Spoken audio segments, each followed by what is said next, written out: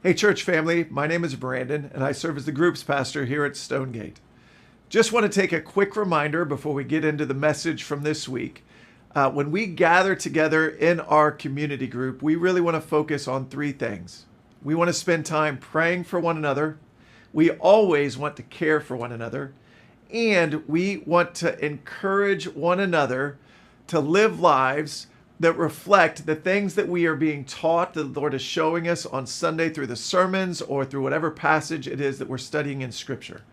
Application, where we take the truths of Scripture and we allow them to change the way that we act, think, feel, and believe.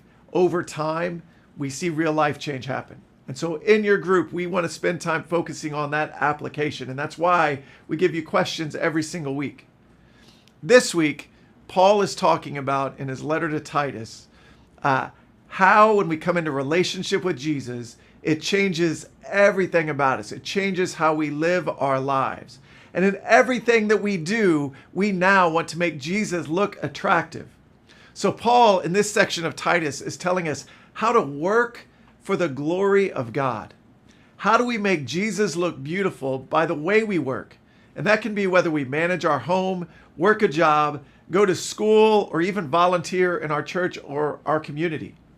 Pastor Jimmy summarizes Paul's message in Titus 2, verses 9 and 10 by saying we need to change our attitude, our action, and our aim.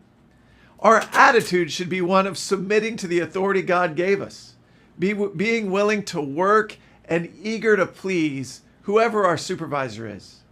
And we need to be willing to work even if our job isn't that fulfilling to us.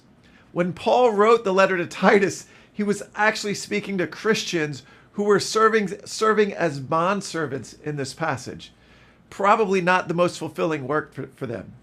So a great question for you to consider in your group is, for those of us under authority in a job or school or even ministry, do you have a willing, eager to please attitude with your boss?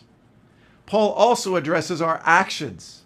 He wants to make sure that we're not argumentative, that we don't talk back, or speak negatively about our authorities behind their back. That doesn't mean we can't offer them constructive feedback, but it does mean we don't need to use our mouths to tear down our supervisor or our boss. Our mouths should be used to build people up, to give life. So how are you doing in this area? Are you the office grumbler? Are you passive aggressive? Do you speak about your boss or tear him down behind his back? Or do you use your words to bring life? Titus also commands us not to be pilfering. Now that's not a word that I was super familiar with, but it means subtle theft. So think about, how are you stewarding the company credit card if you have one? Another area that you might consider with stewarding resources is, how are you using your time wisely at work?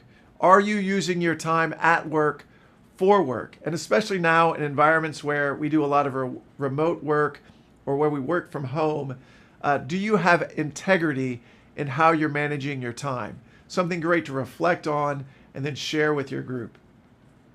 And then lastly, as a Christian, we think about our attitude, we think about our action, and we need to think about our aim. Now, when I think about my aim in my work, I can say that I have definitely been guilty at times in my career of losing my mission drift, if you will. I want people to want Jesus because of the way that I work, and I hope that God is glorified in the way that I work.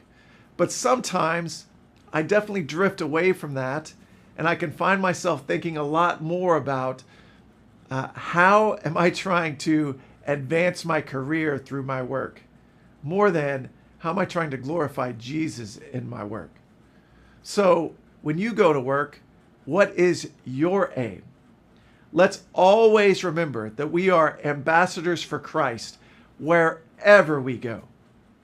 Groups, I hope you have a fruitful discussion this week as we learn to work in a way that honors Jesus.